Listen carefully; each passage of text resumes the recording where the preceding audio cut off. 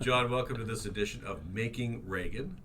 It's so good to have you. Yeah, nice to be here. You know, I don't even think you remember this, but you and I, well, first of all, we worked together on Holes, even though we didn't officially meet, but Yeah, I was great. at a Mormon Oscars. There was like this Mormon Oscars, and I was outside waiting for my car, and you were there too. I don't know if you remember this. This is about 2010.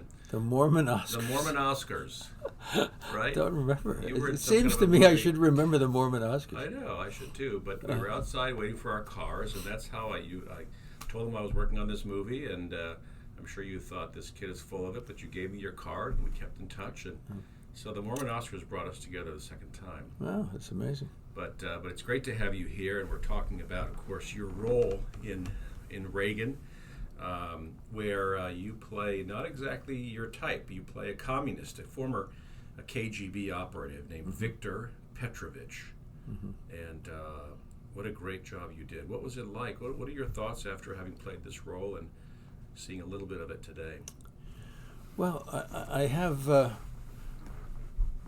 I felt deeply for this role because I spent a little time in Russia, and I have a great love for Russia because of my being an actor and having to go to school on the Stanislavski method and all of that journey, that magical journey between Stanislavski and his actors and the actors at that time, and then they come to Chekhov, and Chekhov's work was so realistic and demanded another kind of acting. So the posturing of the prior style, the high style, was obsolete. When it came to Chekhov, you couldn't play the plays became ridiculous if you didn't concentrate, if you weren't able to replicate life in a very subtle and realistic way. So they had to develop the method acting, right, for just to do the Seagull, the first play of Chekhov. So anyway, I was the beneficiary down the line with Sanford Meisner, Lee Strasberg, Stella Adler. They all taught Stanislavski. So I felt like I was part Russian in some sense, do you see? And then I felt very badly about what happened to Russia under communism. It broke my heart. And I made a film, Runaway Train, with Andrei Konchalovsky, who was a Russian director and had quite a lot of success here, especially with Runaway Train. And Runaway Train benefited from his knowledge and from my input too. And so I have a connection.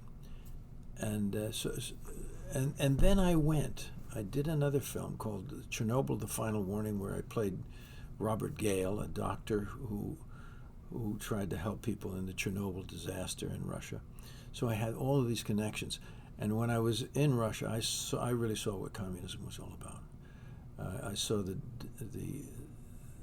heavy load that everyone was carrying, the darkness, the incompetence of the system there, and the dangers.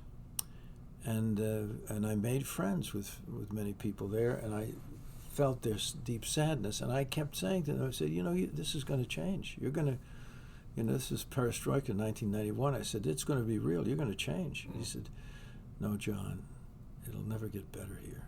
That's the response from a very lovely, intelligent person who was my interpreter there. And I said, you'll see, whatever it is. And then I went there 15 years later and saw that many things had changed, but there's still, that culture that was developed there is very hard to release yourself from. What do you mean by the culture that was developed? Well, the culture of communism. But what does that mean? It's a tough thing. To me, for those people, what is the culture that they? Well, the culture is there's this heavy hand on them. They're told everything they must do. The people inform on each other. The danger exists continuously that if you run afoul of the system, or if you do anything that people slightly think is off, you can be taken from your family and home and placed in a prison, you know. Well, except for the prison part, that kind of sounds familiar. We're experiencing. We're in a situation. What you say is very accurate, because the reason why we're experiencing this leftism, that is socialism, that has taken over the Democrat Party, that is responsible for some of the crazy things like this, like the barbed wire around the White House and this military, you know, presence in D.C., Washington. I mean, based on a complete lie. It's very sad to see what's going on. You said something I never forgot. We had this all comes from the KGB. This started with the KGB throughout the early part, and they had learned this technique in the takeover of Eastern Europe and North Korea and Vietnam, Cuba. You know, these techniques, and they focused on the big one, America. If they could just defeat America, that would be it. The world would be theirs. So these things that are happening today are because of the infiltration of our schools, of all media, Hollywood included, and they've done it successfully, and they've even achieved one of their most major goals, which was to take over one or both of the political parties here. I just always loved the idea of you playing the KGB agent. I just thought it was going to be great, and so you and I would talk about it. Right, there's just something deliciously ironic about that. But you said to me something I've never forgotten. When we had lunch maybe 5 years ago or so, you talked about what you said now, but you said when you visited the Soviet Union before and after communism, that their eyes were different. I never forgot about the eyes. Can you talk about that? Yeah, there were two things I wanted to say as I'm listening to you. Yeah, everyone's eyes were down. They didn't engage. This is 1991, and I'm walking across Red Square, and, you know, hordes of people passed each other, and no one looked at each other. And I'm from another school. I mean, I say hello to almost everybody that meets me in the street, you know, wishing people well.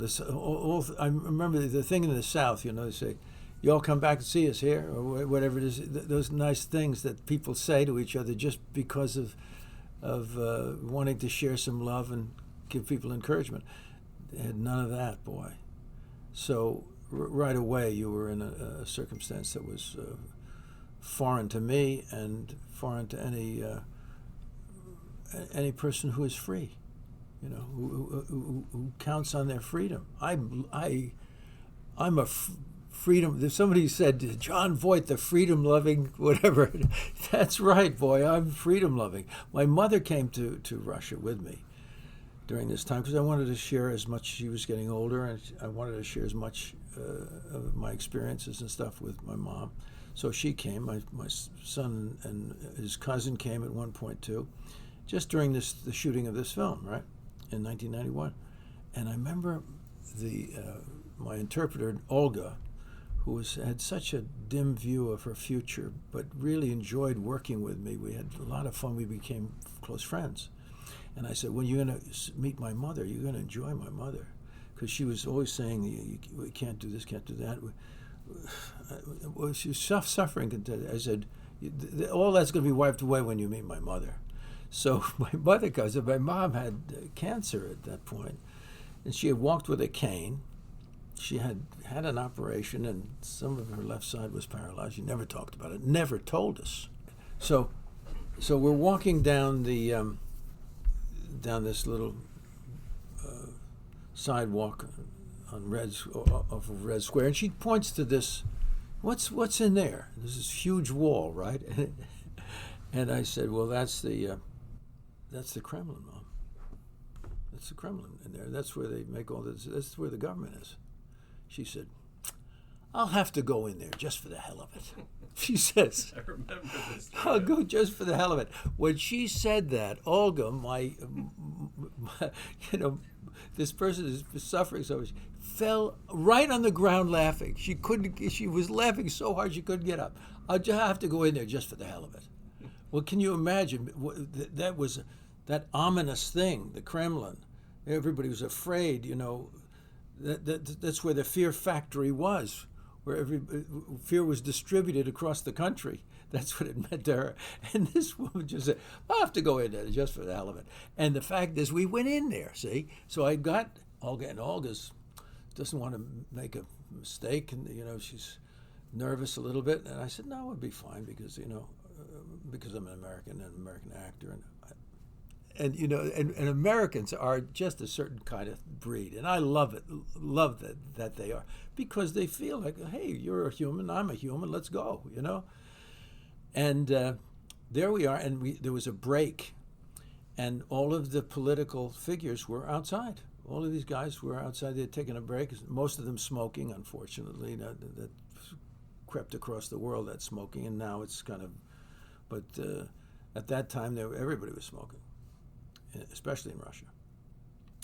And there was a fellow there who was smoking, and he said, "That fellow looks like a nice fellow," and I said, "Yeah, that's what's his name, the premier before Yeltsin." Yeltsin. I said, "That's Yeltsin." She says, "He looks like a nice fellow. I think I'll go talk to him." So she walks over to Yeltsin, right? And she's talking to him. And she says to Yeltsin, and I'm just catching this, and she says, "That's a nice badge, that nice thing." She says, "I'd like to have that." He says, "Well, that's the communist, that's our communist logo and, badge. So we can't give that away." "Oh, come on, you can do this." She says to him, "Just give it to me. Come on, you'll get another one." That's the conversation. Meanwhile, Olga's looking at him. Oh my gosh, it was so much fun, really. You know what I mean? And he was disarmed. Yeltsin was quite disarmed with her. Of course, she's a lovely person, really, but they have no rules. Listen, you pay attention. She's my mother. I mean, I do what she tells me. I mean, that's all. She's my mom. But the idea is we're all equal. Exactly, and also there's something about women power. For me, when I say my mother, she tells me what to do, I do it. My mom. So it would be very hard to resist my mother. So you talked about the dead eyes. What happens when you go back later? And when I went back 15 years later, I never knew. I never knew how special, how delightful neon signs were until I went back to Russia the second time. Because the first time I was there, it was gray. The buildings are not, there's no happiness in the people, in the buildings, in the architecture, anywhere, right? Until you get them aside, they still retain their humanity, and they're very beautiful people, as I say. Very much like Americans, right? But they have to be they're under a cloud. But the design, everything's big, massive, dark, gray, no color, no, that's what it is, right? The pursuit of happiness means so much. When I read the pursuit of happiness in our Declaration of Independence, I understand it now. Yes, you have to pursue happiness. You have to be allowed to pursue happiness. So I came back, and all of a sudden, there's lots of stuff in the windows. It's like Fifth Avenue, in a way. I was driving down the street that I'd been down many times, and there's nothing open and nothing in the windows. All of a sudden, there's gowns from Paris, Italian suits, different kinds. Oh, wow, this is something. And neon signs, and it picked up the place. It's like the lights at Christmas time. They make a difference, those lights. and anyway, it was a happier experience.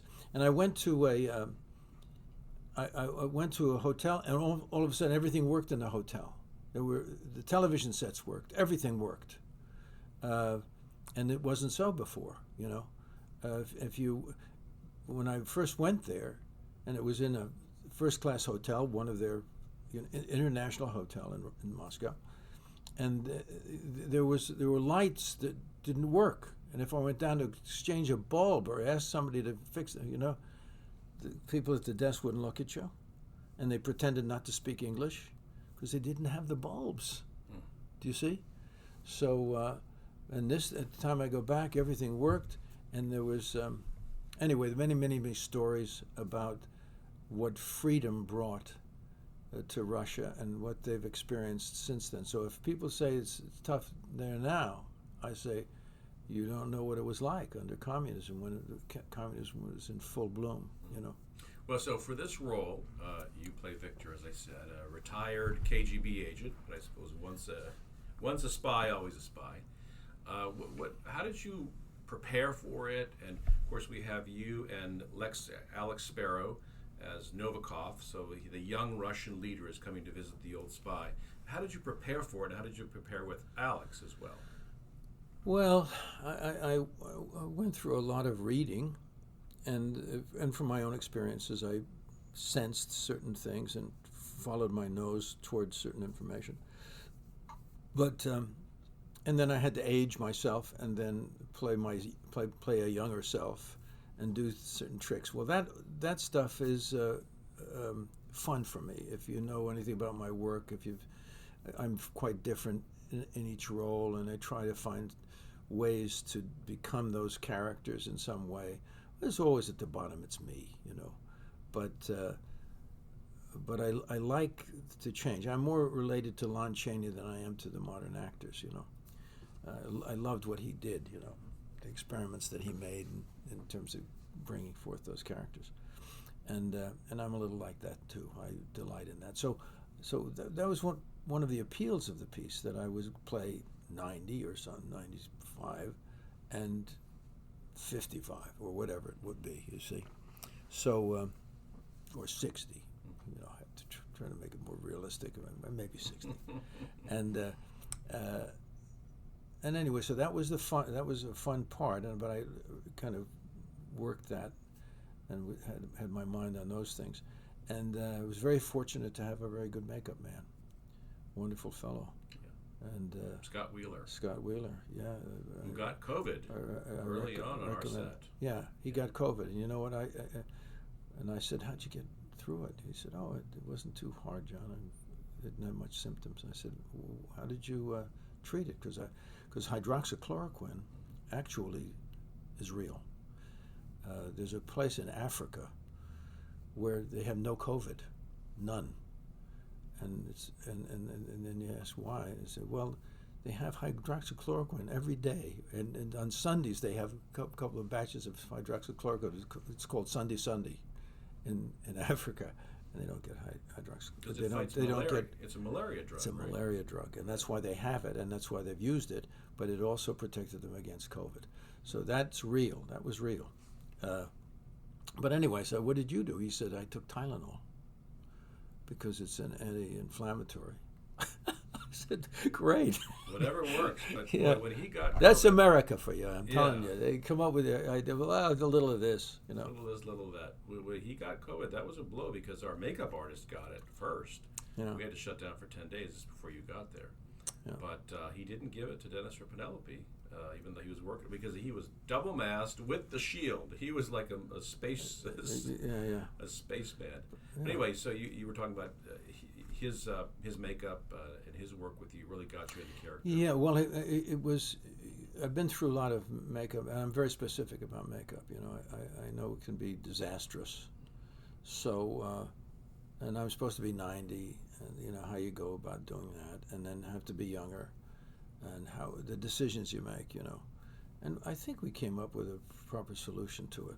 Yeah, at one point you were thinking about being in a wheelchair, but you decided against that. Yeah, I did.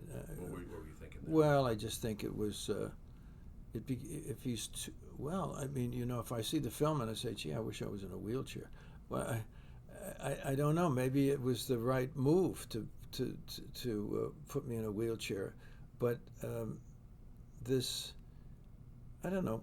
I decided for whatever reason not to do that, and we came to this idea about this office apartment that he was in, and how every part of it was part of his research, and so it became a magical place where you go back into this place, and he's got newspapers from the time, and he's got little trinkets and stuff like that, and they could have something to eat as well, and whatever it was, this was where he lived.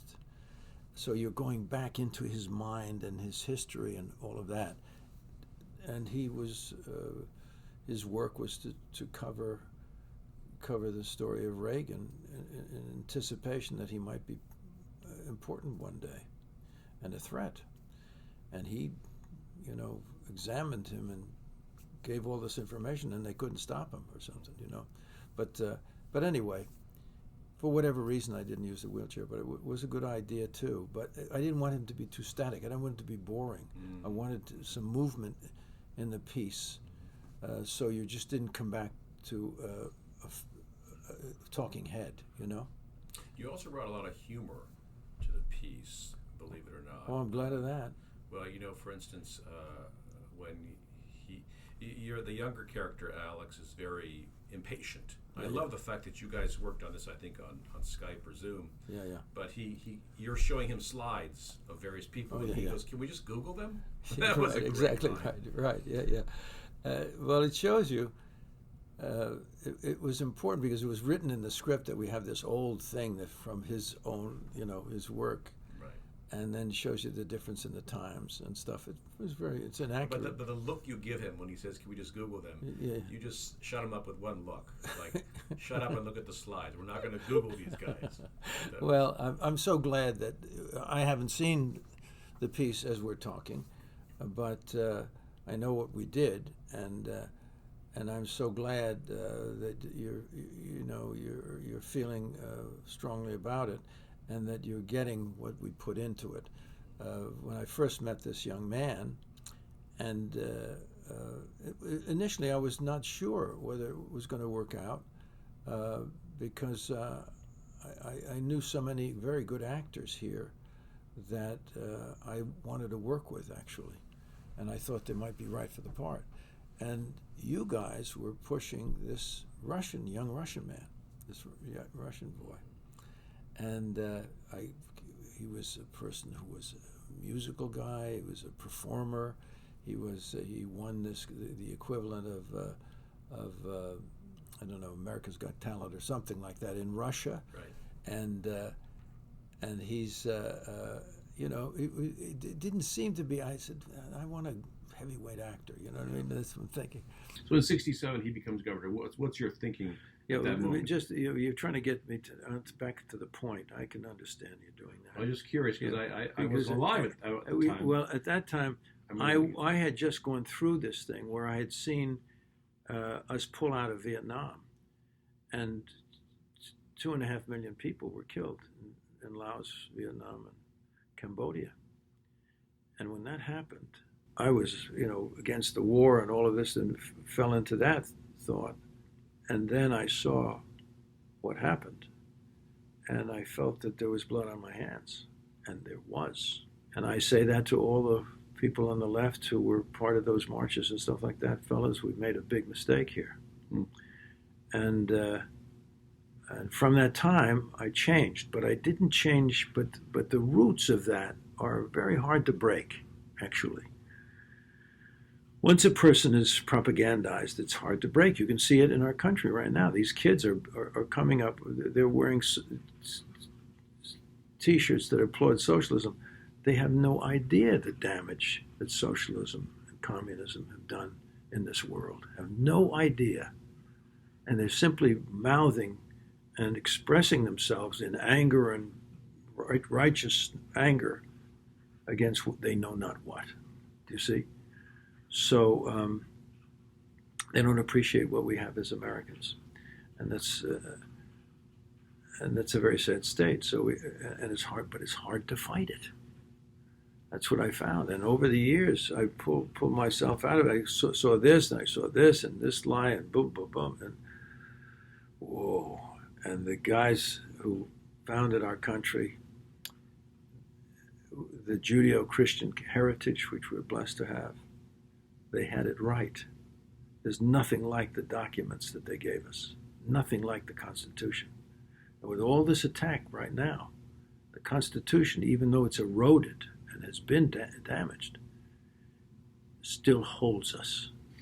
We're still okay. I want to get back to Reagan, but I love the fact that when Martin Luther King marched, he said, "I'm coming here to cash the promissory note that you guys gave to our people in 1776. You bet. He was appealing to the fact that they knew what they were doing, and they could have said all white men are created equal. They didn't. I love the fact that I'm here to cash the check. That's exactly right. Well, that's what we did as a country in the Civil War. That's what we did. We had to justify that original statement from the Founding Fathers. All men are created equal. Okay, guys, here it is. And we fought the most blood, a war that was, we had more loss of life in the Civil War than we had in all the rest of our wars. Can you imagine?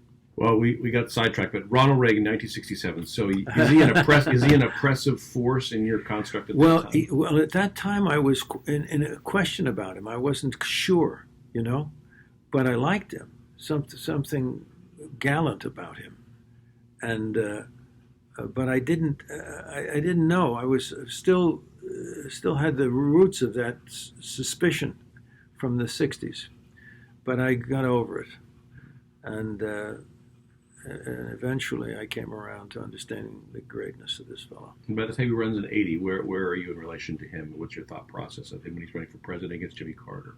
Well, I wasn't. I voted for somebody else. I don't know. I didn't vote for Jimmy Carter. Anderson. John Anderson, maybe? No. I'm trying to figure out who I voted for. That was Nixon. No, by that time I knew he was a good guy. By that time, but it was, as I say, it was coming out of the mud. So just while we're on that, your journey then. So it's a many-year journey from, in terms of your political views, to where you are now. Yeah. It wasn't like it happened overnight. No. It happened slowly. One aha, as my father used to say, it's the aha Erlebnis, son. My dad would pick this stuff up from somebody who was, somebody who had read a book, and they had the aha Erlebnis, this Greek. And what it is that you say, well, you see, life is this, blah, blah. Aha, now I got it. And that lasts about a week. And then the next aha comes. He says, oh, aha, now I got it. You see, and it happens all your life. Never get tired of the ahas. Yeah.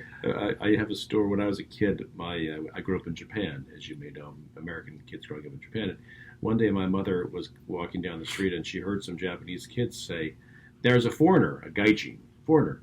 And one of the kids said, that's not a gaijin, that's Mark's mom, because they were my friends. Right. And her identity became Mark's mom. You are known as Mr. Sir in our household because of that. But you're also known as Angelina Jolie's dad. Yeah. What is that like when you grow up and you're Angelina Jolie's dad instead of being Jon Voight? And what was that like when that first began to happen? I'm sure it could happen to you sometimes. Well, I saw the seeds of it happening. She was a very unusual gal. She went her own way. She knew what she wanted to do very early on. And she doesn't like me to talk about it, about how impressed I was with different things that she did at certain times. But she got through school early because she wanted to. She was able to do, the 4 years of high school in 3.5 years or something like that. And the way she worked that out, but she went through, she had troubles. She was angry about many things as a youngster. But she had, and I said, well, what are you going to do now, Ange? She said, oh, now I'm going to take fencing. I'm going to do this. She said, all the acting class. She just, all of a sudden, she was who she is. All of a sudden. Wow. And she was very good at it, good at what she wanted to do. So anyway, it wasn't hard to become Angelina Jolie. It's never hard to be, the father of your children. When people like your children, you like that position. Do you see yourself and your and her mom and her when you see her? Do you see shades or traces of? Oh, sure, yeah. But then there's this unique thing that she is. Sure. Well, it's been great to have you on this production. You taught us so much, and I know we've just watched a little bit of a trailer together, a couple of 4 minutes or so. But what were your thoughts about Dennis? I know there were no scenes directly where you were with Dennis, but you had a chance to watch him. I was kind of looking forward to working with Dennis. I didn't get a chance to watch his work. I never saw him. I was never on set with him. As you know, we came COVID in made it difficult. Very difficult, and I came in and I did all my stuff toward the end of his time, and he left, and I was left with what we had to do. But I was very glad that he took this on initially, and then I heard many lovely things, and I saw now some stuff, and I really was quite impressed and delighted with it. And I've always liked his work. I've admired his work, and so I'm looking forward to seeing the full film. Yeah. And I think that his interpretation, his presentation of the film, when he talks about it as he and Nancy, this love story, and I think that's wonderful because we don't know much about that. The woman behind the man, we didn't see much of her. The camera didn't follow her, or the press didn't follow her. She didn't want to speak much, I think. Right. She didn't want to step up in front. But obviously, there was some terrific chemistry between them in every way. She was very influential and very strong. I met her toward the end of her life. Really? Yeah, and I spent.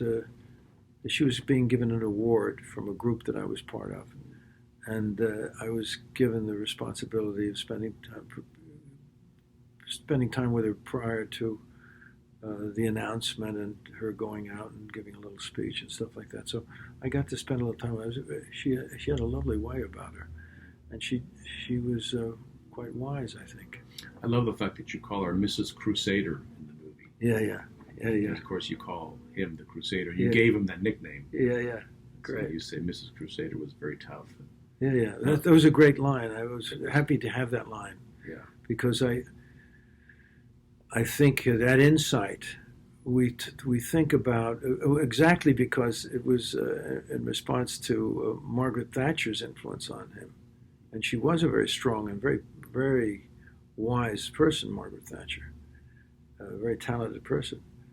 But Nancy Reagan had her own stature, you know what I mean? So he had two women in his life that were very powerful with him. Somebody joked that if it wasn't for Nancy Reagan, he would have been the host of Unsolved Mysteries. Nothing against Robert Stack, of course, but there was a power there that she channeled. It's very possible. Obviously the chemistry worked. They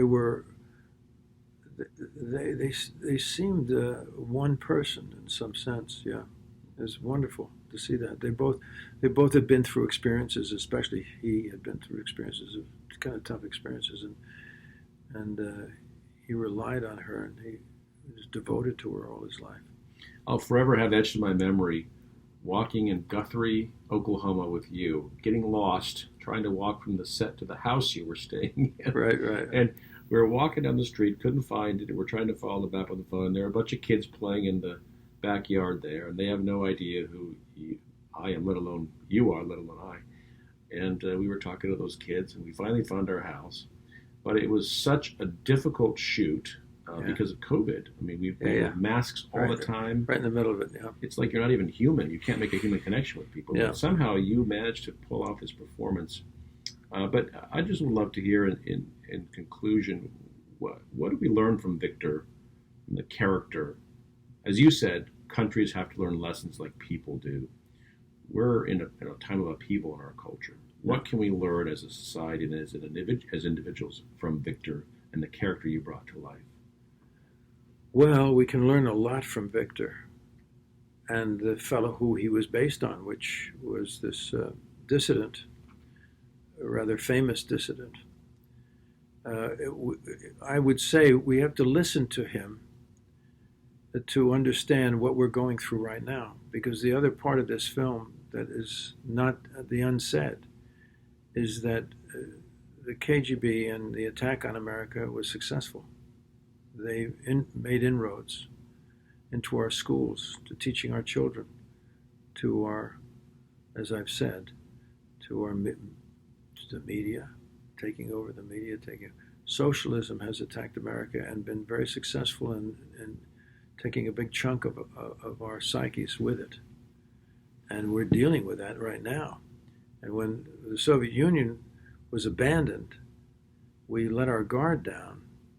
And then many, elements came in who highly placed leftists carried the work that had been given them by the Soviet Union. And we have, of course, China, communists there, communism there. So I would think the one thing that is the darkness of communism is produced by the absence of God, and that's what we have today. We have many atheists today. I remember when school prayer was taken away from the little school that my children went to school, and after they had gone, I think, and I was so upset that day to think that they would take away school prayer from the kids. And this idea that atheists had to be so, considered in the decision. We don't want to hurt any atheists. What are you talking about? People who are offended by proper guidance or understandings. Anyway, that's what has happened when you look around. All these folks who are atheists, we never had that before.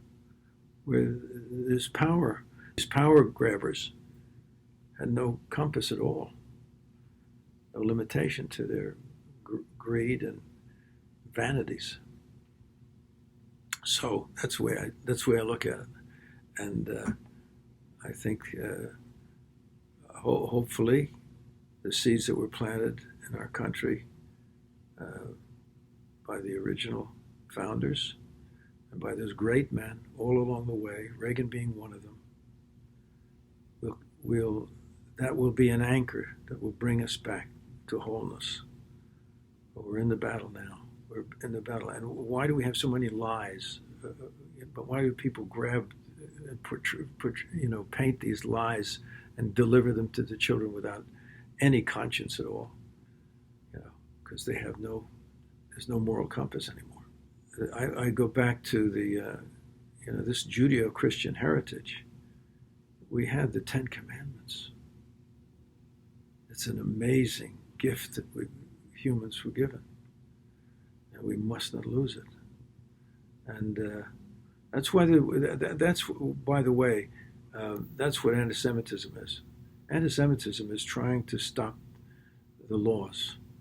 They want to go back. People want to, in their energy, they want to go back to Sodom and Gomorrah. They want Sodom and Gomorrah, do you see? And they don't want to observe the rules, of any rules. So someone at one point had defined the Ten Commandments as the rules of happiness, and I agree. They are the rules of happiness. if you can stay within those, if you can stay within that, you can be a happy person. What has your own journey of faith been? Has it been continue, or has there been a moment where I was raised Catholic, and in the 60s, I pulled away from it a little bit. A lot, I guess. And that's probably what caused me to go astray. But I had to learn to come back to understandings. And when I came back to understandings, I came back little by little to understandings, and my view is a wide one. I have said many times, you pray to Jesus, pray to Moses, pray to the saints of all religions. There are saints in all religions. And thank God, there are people all over the world. God has placed people that can give guidance and will have a reverberation in that society past their lifetimes.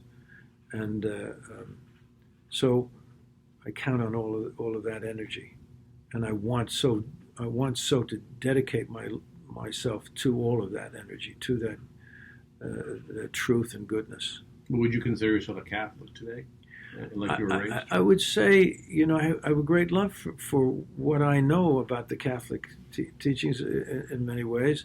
Certainly, the schools have been very good to me, and their hospitals and stuff like that, and the portrait of certain nuns, and Mother Teresa is a big hero of mine, and John Paul II was a hero. Who you played? Who I played, and I was so honored to play him because I loved that man. And another great one was Roncalli, John the 23rd. He was another great one. And they're both saints now. And hey, you did the right thing. Those guys you distinguish those guys from many others. Those are the ones. They're the real ones, But anyway, the church is having its own battles these days, too. Real battles. There's a real corruption that's taking place in the church. So there are those that are trying to fight for its return to the good and the true. So anyway, I'm for them, and I'm for, and I have many friends among the evangelicals, and many friends among the Jewish people too, and the great saints of India. Gandhi's one of my, heroic friends, and there are great masters in India that have my affection and love. Well, I sat in a theater 41 years ago, maybe, and watched The Champ in Japan with Japanese subtitles, of all things. Oh my gosh! So it's a 41 years from watching that to being able to work with you on this project, and what a delight it was. Thank you for all you brought to it, for the passion you brought to it. It was really amazing to see each of you bring so much beyond the written page. Yeah. I think of our Tip O'Neill actor. Well, that means it's good. Yeah. That means it's because it's when people. I think all the things that I found to be in my lexicon that are still worthy, and there are several, many even, are because of collaboration of many people gathering, and refining, continuously refining, discovering. It can't be a dead set process. You have to discover and being open to each other. That's me. I mean, that's just me. Being open is tremendously important. Dan Loria, who was raised Catholic, he shows up on the Tip O'Neill Reagan hospital scene with the rosary beads. Well, great. Of course, why didn't we think of that? Great. Of course, we should have been in the script. Were we stupid? Well, isn't that nice? Wonderful. But then you sat down with our set designer and said, I need paintings of these three Russians. Before we leave, let's talk about that, because that's you bringing something to the picture as well. Well, as I think I told you the story, which was I went to Russia in 1991, and I saw this situation there, and the people were so unhappy. And then, but I got to know all the Russians who we worked with, the actors and the people who were set people and stuff. And this one lorry driver, this one truck driver, came up to me and said, "John, if you'd like to see a Russian home, my apartment, I invite you for dinner. My wife will cook and whatever." So I went and I found these people to be so generous. There's a kind of a famous Russian generosity that I was the recipient of. And they put out things that they hadn't opened for 5 years, foods and caviar and whatever. They put it out for me because I was a special guest. And then afterwards, we were just having a drink afterwards, which was vodka probably. But and this man wanted to read me a chapter from Turgenev. And when I say this, I'm very moved by it. It was such a love gesture, you know. Give me, let me give you from my country something. Do you see? And certainly I was aware of the great gift of that country from the great guys, you know, from Turgenev, Chekhov, Tolstoy, Dostoevsky, Stanislavski, all the Pushkin, and all of the great composers, Rachmaninoff, and you know, all these greats, Tchaikovsky, and here he was sharing, and I think so. That's Russia, and that maybe touches me too, because artists do something. They do something. Do you know? Real artists give you a sense of guidance, of some compass.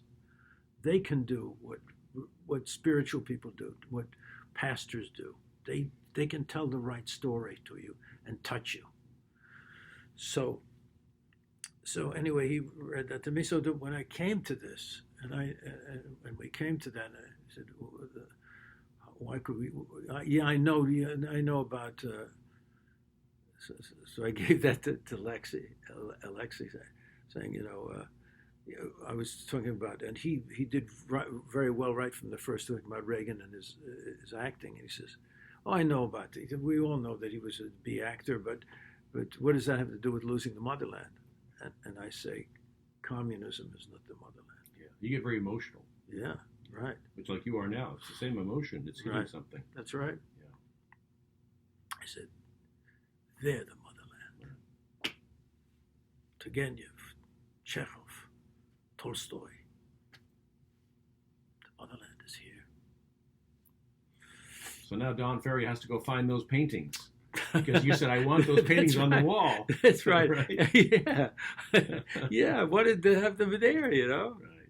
So you're paying tribute in some way. Many things that I've said today, probably I've only said for the first time with you. But that's it. There is something in great art that is from God, you know, the great art. Because it's not our art. It's God's work through us. When we do something, most people know that you do it right. It ain't you. If you do it right, it's because you're expressing God. Well, John, thanks so much for being here today. Thank you for your great work in the film, and I'm looking forward to the audience seeing what you've done with this character. Oh, well, thank you, Mark. Thank you for dreaming this character up and giving me the opportunity. Thank you, John.